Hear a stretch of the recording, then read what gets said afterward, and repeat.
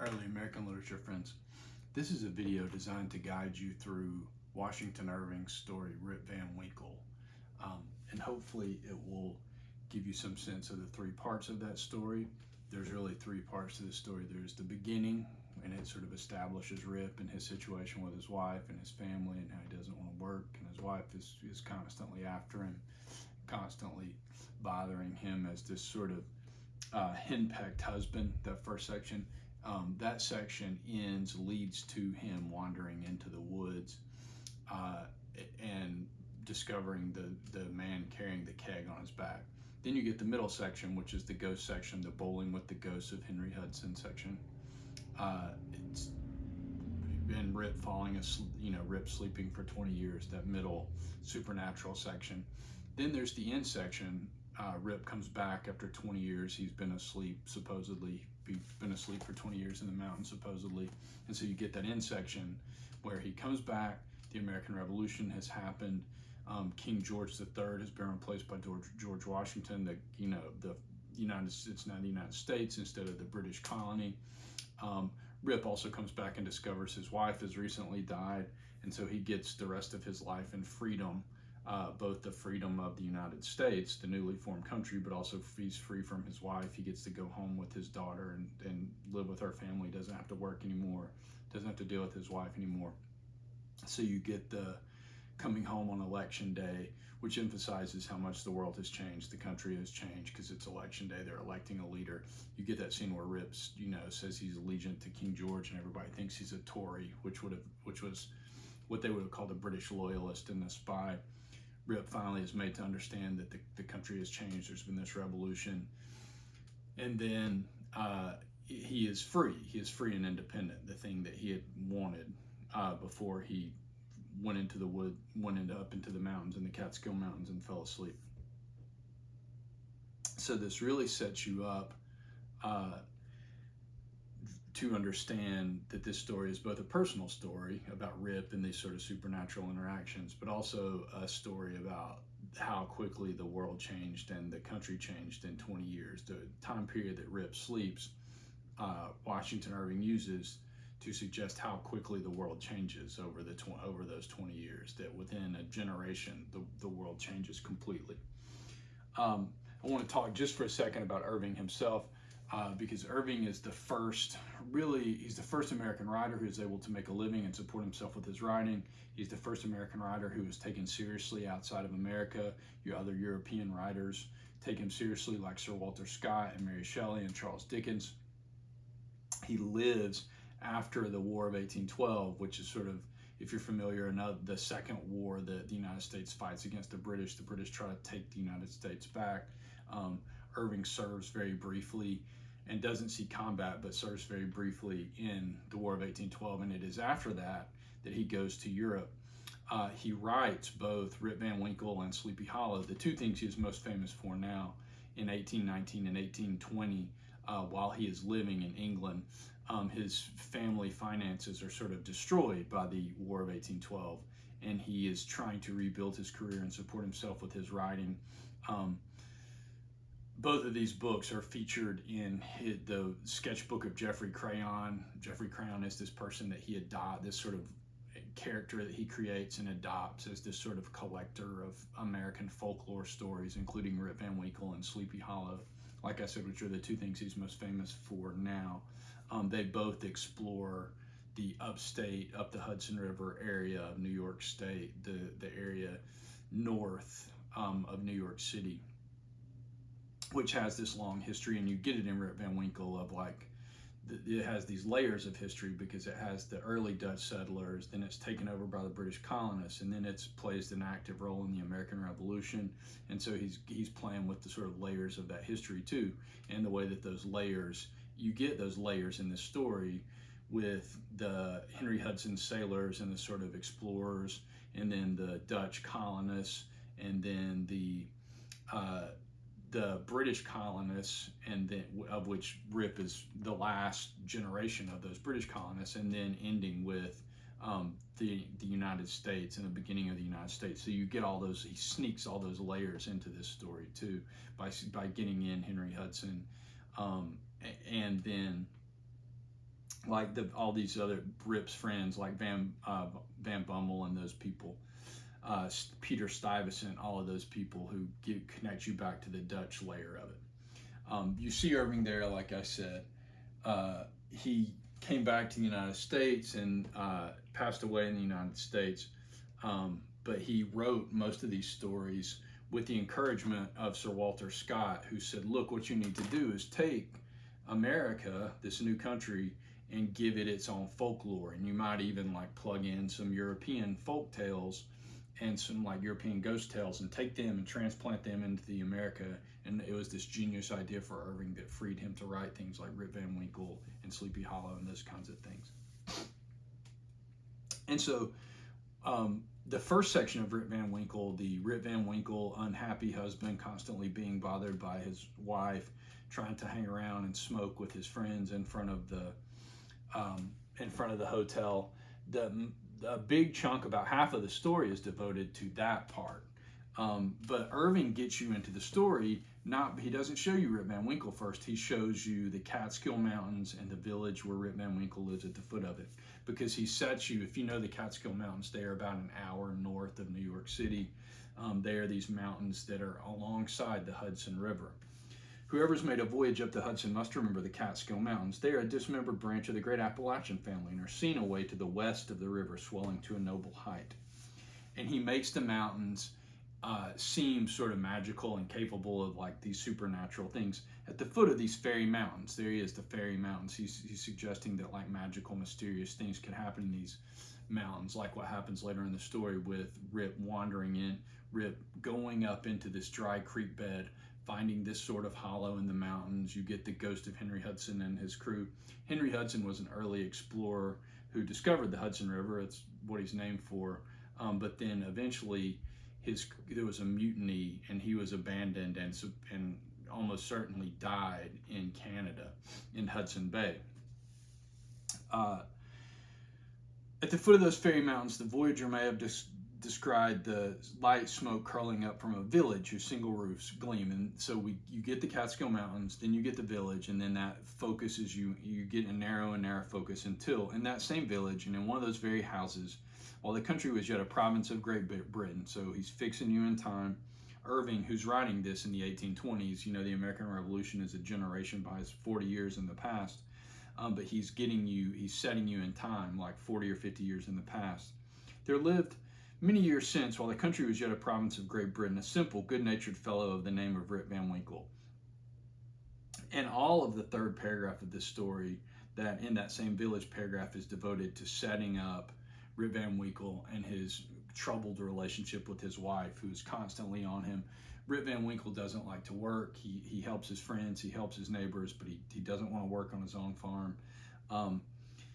I have observed that he was a simple, good-natured man. He was moreover a kind neighbor and an obedient, hen-pecked husband. If you don't know what hen-pecked means, you should look that up. It means like his wife is constantly pecking at him. She's like a hen constantly pecking at him.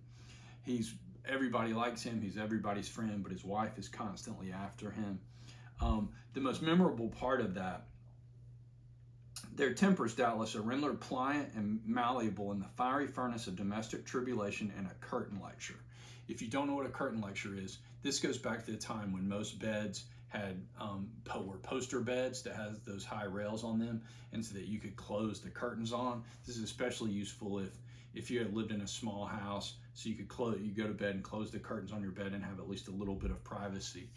A curtain lecture is the lecture that a husband would get in bed from his wife, is what is being described. And so the suggestion here is that Rip is constantly hearing from his wife before they go to bed at night. In the morning, laying in bed, he's getting a curtain lecture, the kind of lecture you would get from your wife. A termagant wife may therefore in some respects be considered a tolerable blessing, and if so, Rip Van Winkle was thrice blessed. The suggestion of that last sentence of the paragraph is that his wife is like 3 times as tough on him as a normal wife. The rest of the paragraphs that come after that, they go through how Rip is so popular, all the kids love him, all the neighbors love him. The great error in Rip's composition was an insuperable aversion to all kinds of profitable labor. Rip loves to help his friends, help his neighbors, but he doesn't want to work on his own farm, doesn't want to keep his own house clean and tidy and that kind of thing. In fact, he declared it was no use to work on his farm. It was the most pestilent little piece of ground in the whole country. His children, too, were as ragged and wild as if they belonged to nobody.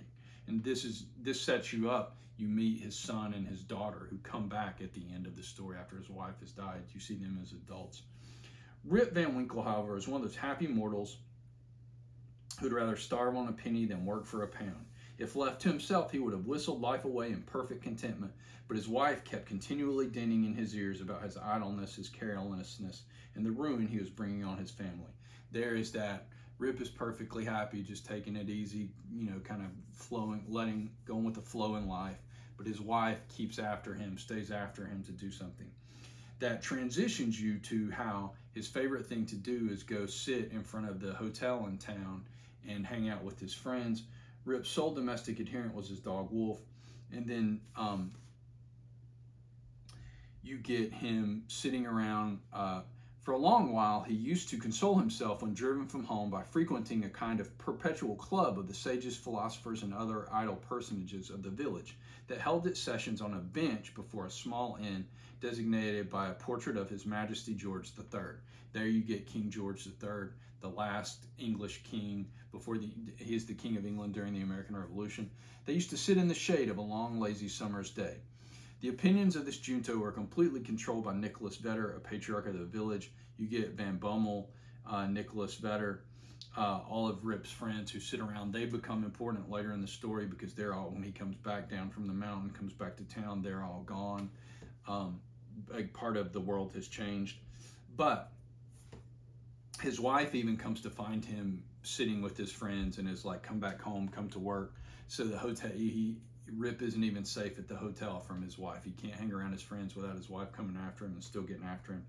Poor Rip was at last reduced almost to despair. His only alternative to escape from the labor of the farm, the clamor of his wife, was to take gun in hand and stroll away into the woods. Here he would sometimes seat himself at the foot of a tree. In a long ramble of this kind on a fine autumn day, Rip unconsciously scrambled to one of the highest parts of the Catskill Mountains. So the only way Rip can get some peace, get away from his wife constantly coming after him in this sort of stereotypical henpecked husband way, is to go hunting or fishing in the woods, go up into the mountains and get away from his wife. Again, one of the central ideas of the literature of the United States in the late 1700s and then the early 1800s is the distinction between like town and then the woods or the wilderness or something like that, where magical and dangerous things happen. You get that in Rip Van Winkle. You get it in Hawthorne's Young Goodman Brown, this sort of like magical and mysterious and maybe even dangerous and dark things like ghosts and witches and Satan worshipers are out in the woods. So it's both this sort of magical, mysterious place, but also a dangerous place where you might encounter ghosts who are bowling who give you, super powered gin, which is what seems to happen in this story. That's the first section of the story. It's just explaining to you and setting up Rip's situation, and it's getting him in the woods, getting him up into the mountains in the woods to get away from that situation. You get him up into the woods. He accidentally just sort of wanders way far high up into the mountains, and that is where he encounters the guy hauling the keg on his back. As he was about to descend, so Rip is up in the mountains. He's like, "Oh, I accidentally wandered way farther than I meant to." He heaved a heavy sigh when he thought of encountering the terrors of Dame Van Winkle, because he's been gone so long, he's going to get home after dark. As he was about to descend, he heard a voice from a distance hollering, "Rip Van Winkle, Rip Van Winkle." He looked around but could see nothing but a crow. "Rip Van Winkle, Rip Van Winkle." At the same time, Wolf bristled up his back and, giving a low growl, skulked to his master's side. And then Rip perceived a strange figure slowly toiling up the rocks, bending under the weight of something he carried on his back. Rip sees this stranger carrying a keg through the mountains and is like, what in the world is going on? Where is this person carrying this keg to? A wooden keg full of what turns out to be either beer or liquor.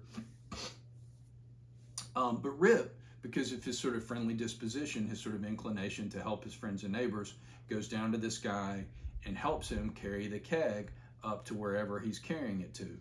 And what you get in the next few paragraphs is Rip and the stranger taking turns carrying the keg.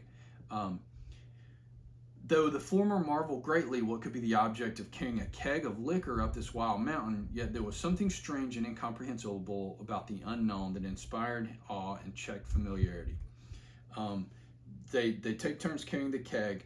As they ascended, Rip every now and then heard long rolling peals like distant thunder that seemed to issue out of a deep ravine, or rather a cleft, a split spot between lofty rocks toward which their rugged path conducted. This becomes important later too, because they walk up a dry stream bed and then they go through this little crack, this little gorge in the rocks. And 20 years later, when Rip wakes up from the ghost sleep, from drinking the ghost liquor, he tries to go back up in there, and it's like the stream is not dry anymore. It's almost like a big creek or almost a small river rushing down, which he then has to hop over. And when he goes back, the cleft in the rock, the little gorge is closed up, and he can't get back to where he sees where the ghost the stranger carrying the keg takes him to, where the ghosts are bowling, which is what they would have called 9-pin back then, and we would have only had 9 pins, not 10 back then. On entering the amphitheater, that's the place that he can't go back to later, is the little hollow in the mountains, the amphitheater. New objects of wonder presented themselves. On a level spot in the center was a company of odd-looking personages playing at 9 pins. They were dressed in quaint, outlandish fashion. Some wore short doublets. There was one who seemed to be the commander. He was a stout old gentleman. The whole group reminded Rip of the figures in an old Flemish painting in the parlor of Dominic van Schaik. And so you get this. They are dressed like the old Dutch settlers that first settled New York before the British colonists arrived. Again, the suggestion here is this is Henry Hudson and his crew come back to like one of their ghosts come back to one of the places they explored and discovered. What seemed particularly odd to Rip was, though these folks were evidently amusing themselves, they're taking turns bowling, yet they maintained the gravest faces. The suggestion here is Henry Hudson and his crew are sad because of what happened to them and how they were stranded in North America at the end and how they died. Rip and his companion approached them. They suddenly desisted from their play and stared at him. The suggestion here is, a living person has come in among this group of spirits or ghosts or something like that, and they're like, who is this guy? By degrees, Rip's awe and apprehension subsided. He even ventured, when no eye was fixed upon him, to taste a beverage, which he found had much the flavor of excellent Hollands. He was naturally a thirsty soul and was soon tempted to repeat the draught. At length, his senses were overpowered, his eyes swam in his head gradually declined, and he fell into a deep sleep. This gives you the short little middle section where the sort of magic, supernatural part of the story happens. Rip helps the guy carry the keg up into the ghost bowling area, and then he drinks the supernatural ghost liquor, and that is what the story suggests makes him sleep for 20 years. Because then you get on awaking, he found himself on the green knoll from whence he had first seen the old man of the glen.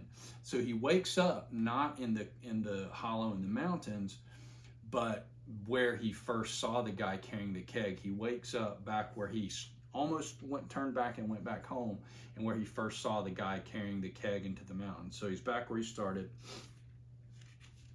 He recalled the occurrences before he fell asleep: the strange man with the keg of liquor, the mountain ravine, the wild retreat among the rocks, the woebegone party at 9 pins, the flagon. Oh, that flagon, that wicked flagon, thought Rip. What excuse shall I make to Dame Van Winkle? He looked around for his gun, but in place of the clean, well-oiled fowling piece, he found an old firelock beside him, the barrel encrusted with rust, the lock falling off, and the stock worm-eaten. So he finds his gun, and it is like it has been laying out in the weather for 20 years. Like the metal is all rusty, the wood, the butt of the gun is worm-eaten and like dry rotted and falling apart.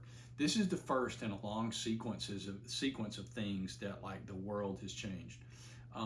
The gun is rusty and falling apart. He can't find his dog. He gets up and his joints are really stiff because he's 20 years older. He tries to climb. You have this sequence, the paragraph that begins, he determined to revisit the scene of last night's gamble. He tries to go back to where he went with the guy carrying the keg. He tries to go back to the ghost bowling pin, and that's where there's a stream now, and he can't get it back in the ravine. The ravine is closed up. And so all he can do is go back down to the village. As he approached the village, he met a number of people, but none that he knew, which somewhat surprised him, for he had thought himself acquainted with everyone in the country round. This is where first the gun is different, then the dog is different. Well, then he gets back into his town, and the village is different. He doesn't know anybody.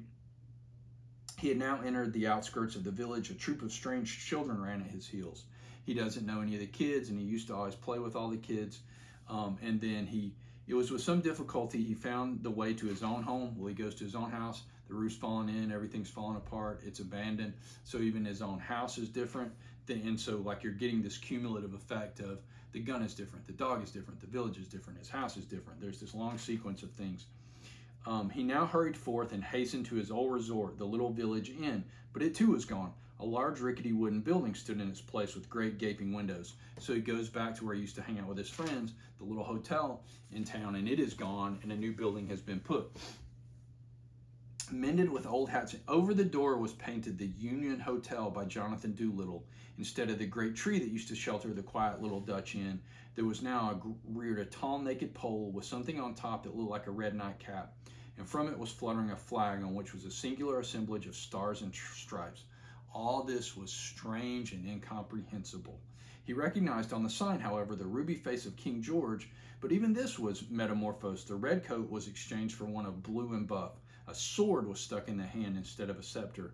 The head was decorated with a cocked hat, and underneath was painted in large characters, General Washington. So again, furthering the sequence of how everything has changed, he goes to the hotel. The tree has been cut down. They put up a flagpole, but it's not the British flag anymore. It's the new American flag, the Stars and Stripes flag. King George has been replaced by George Washington, so it's the same. So you still got a George, but it's a different George. And he's not wearing the traditional British red coat. He's wearing the blue coat of the Union Army. There was, as usual, a crowd of folk about the door, but none that Rip recollected. Again, like he gets home and doesn't know anybody. And it turns out that Rip has come home, and this is where Irving sneaks in this is where Irving really begins to sneak in the world has, in the 20 years that have passed, the world has really changed. Because Rip happens to come home on election day, a thing that would have never happened if the United States was still a British colony, because they wouldn't be having an election for president. So Rip comes home, and a thing that he cannot fathom and cannot understand is happening.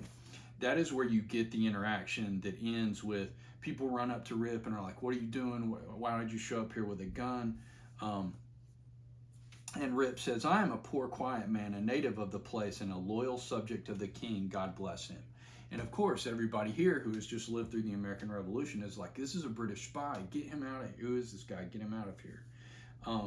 And so you get this moment where Rip starts asking about people. Where's Nicholas Vedder? And somebody tells him he is dead and gone these 18 years. Where's Bram Dutcher? He went off to the army in the beginning of the war. Some say he was killed at the Battle of Stony Point. Well, another friend of his is killed in the American Revolution. Where's Van Bommel, the schoolmaster? He went off to the war, was a great general, and is now in Congress. So Van Bommel, who was the most educated,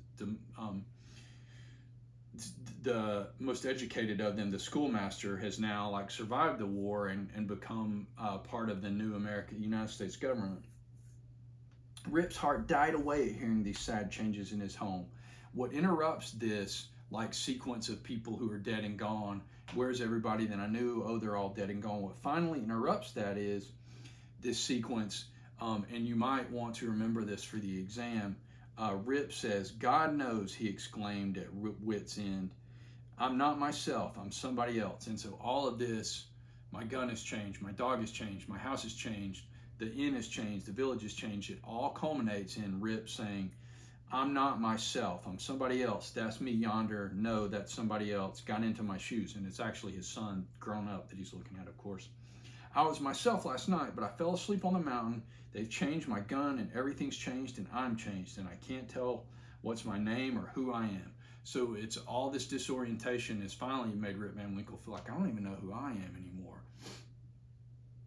The bystanders began now to look at each other and nod, and so everybody standing around is like, this guy, this old guy with this foot-long beard has gone crazy. What finally interrupts all this and begins to make the pieces fit is that Rip's adult daughter, who now has a child herself, whose name is Judith, "What is your name, my good woman?" asked he. "Judith Gardner." "And your father's name?" "Ah, poor man, his name was Rip Van Winkle. It's 20 years since he went away from home with his gun, and never has been heard of since. His dog came home without him, but whether he shot himself, was carried away by the Indians, nobody can tell. I was then but a little girl." And so this is where the pieces begin to fall into place, and the story starts to wind down towards the ending, because Rip begins to understand what has happened, the 20-year sleep, and the people in town put the pieces together, and they're like, "Oh, this is this person that disappeared 20 years ago." Rip had but one question more to ask, but he put it with a faltering voice. "Where's your mother?" "Oh, she too had died but a short time since. She broke a blood vessel in a fit of passion at a New England peddler." There was a drop of comfort, at least, in this intelligence. The honest man could contain himself no longer. He caught his daughter and her child in his arms. "I am your father, young Rip Van Winkle once, old Rip Van Winkle now. Does nobody know poor Rip Van Winkle?" And then this elderly woman from the village recognizes him and is like, "Oh yeah, that's him. That's the guy that disappeared 20 years ago." Rip's story was soon told, for the whole 20 years had been to him but as one night. The neighbors stared when they heard it.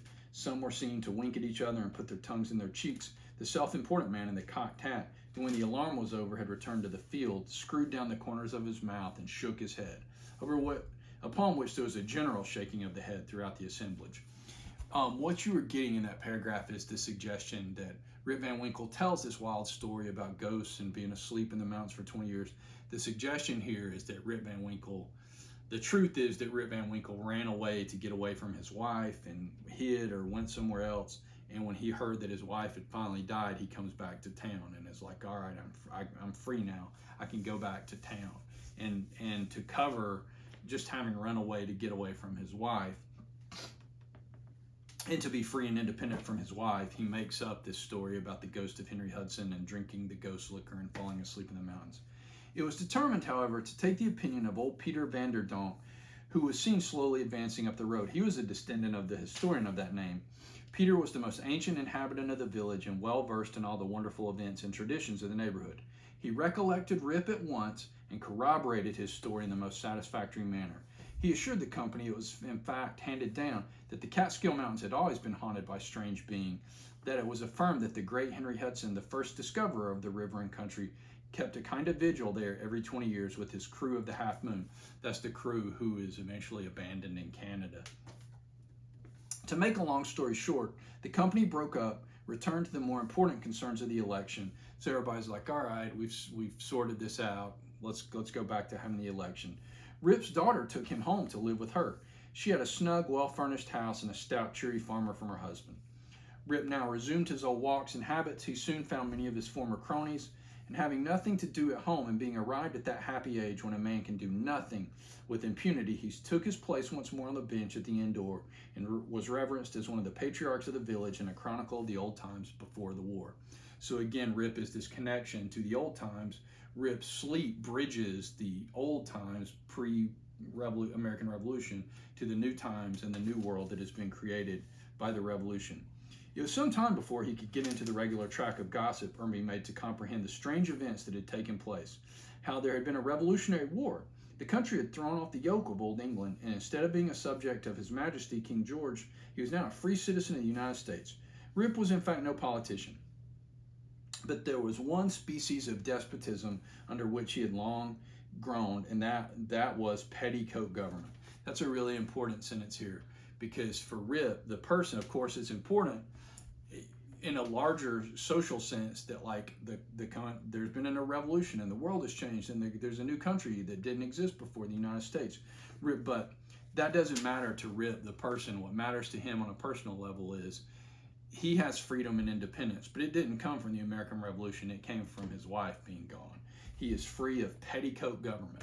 If you don't know what petticoats are, those are the layers of underskirts that women used to wear. Women used to wear 3, 4, 5, even 10 or a dozen petticoats. That's why in old pictures you've seen women with those big hoop skirts.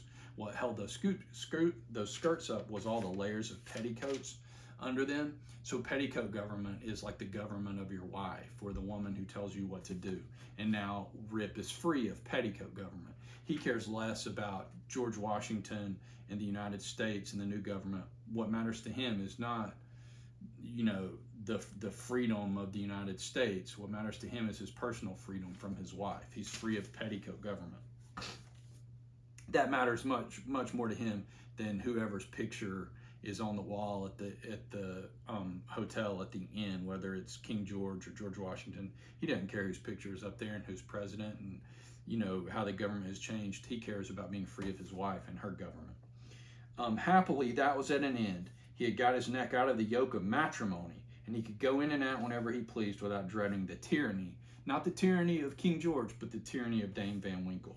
Whenever her name was mentioned, he shook his head, shrugged his shoulders, and cast up his eyes. He used to tell a story to every stranger that arrived at Mrs. Doolittle's hotel, Mr. Doolittle's hotel. He was observed at first to vary on some points every time he told it. Again, that's Irving sort of playing with, he can't get his story straight because it's just this made-up ghost story. It's not what really happened. But which was doubtless owing to his having so recently awaked. It at last settled down precisely to the tale I have related, and not a man, woman, or child in the neighborhood but knew it by heart. Some always pretended to doubt the reality of it and insisted that Rip had been out of his head, and that this was one point on which he always remained flighty. And so you get to the end of the story. Rip has come back home. The world has changed because of the American Revolution. But Rip slept through it, and he comes home, and the freedom and independence that he cares about when he comes home is not how the world has changed. It is how his village has changed, and specifically how his household has changed, because now his wife is gone. He doesn't have to worry about being bothered and attacked and harassed by her. He is old enough to do his own thing and have his daughter take care of him. He is free and independent in a way that he could never be before he went into the mountains with his wife. And so that gives you Rip Van Winkle. You get Washington Irving sort of combining this sort of supernatural folk tale with this sort of much more local, like sleeping through the American Revolution, and like I said, the layers of history, the Dutch settlers, the British colonists, and then the American Revolution. And he works all that together into this sort of sandwich that connects Henry Hudson and then the British colony and then the American Revolution, and then at the end of the story, it's election day. And Rip Van Winkle has woken up 20 years later and happens to come back down. Then the world has changed. So much so that you have that moment where he doesn't even know himself. He's unsure. He sees his son leaning against a tree and is like, oh my God, is that me? Am I me? I don't even know who I am anymore. I hope that helps you understand Rip Van Winkle.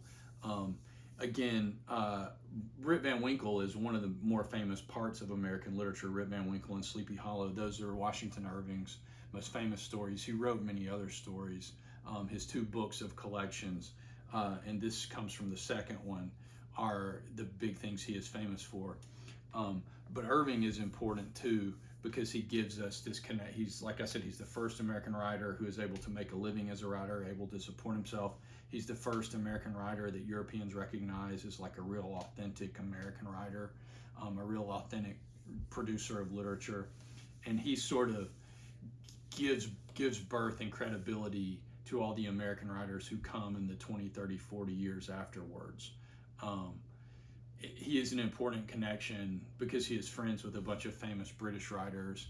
So he is this important connection from the early parts of this class and the sort of like American literature leading into the 1800s.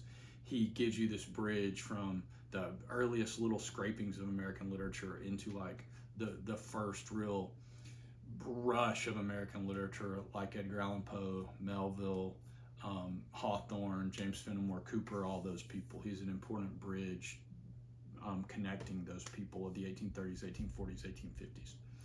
I hope that helps you understand both Irving a little bit and Rip Van Winkle, and I hope you're